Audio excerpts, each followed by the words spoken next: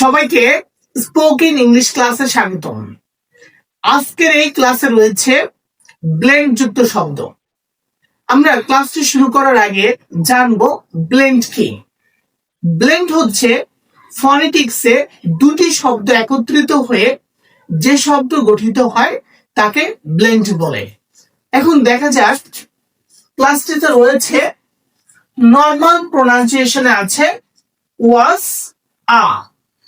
ওয়াস আ এখানে দুইটি শব্দ একত্রিত হয়ে ব্লেন্ড যুক্ত শব্দ হয়েছে ওয়াজা। ওয়াজা ওয়াজা। ফর এক্সাম্পল হিসাবে আমরা এই সেন্টেন্সটি পড়ব, she was a talented people at my spoken English class. আমরা অনেকেই যদি এই সেন্টেন্সটি লক্ষ্য করি, এখানে ওয়াজা রয়েছে।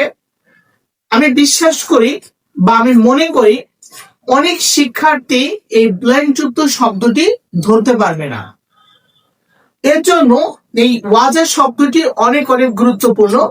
আজকে থেকে যারা এই শব্দটি শিখলেন অবশ্যই কমেন্টসে জানাবেন যে আজকে থেকে এই শব্দটি আমি শিখেছি।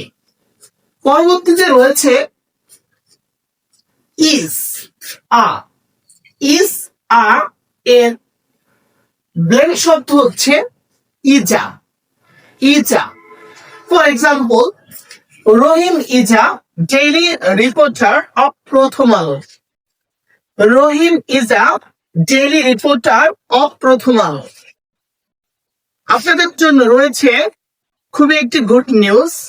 1 এপ্রিল থেকে আমাদের বিশেষ 0 থেকে স্পোকেন ইংলিশ, বিশেষ করে যারা খুবই দুর্বল, যারা ইংরেজি শিখতে ইচ্ছুক, যারা শিক্ষার্থী, এমনকি যারা বিদেশে যেতে চাচ্ছেন, ইংরেজি ভাষা যোগাযোগ দক্ষতা বাড়াতে চান, তারা নিচে দেয় হোয়াটসঅ্যাপ নাম্বারে আমাদের সাথে যোগাযোগ করতে পারেন।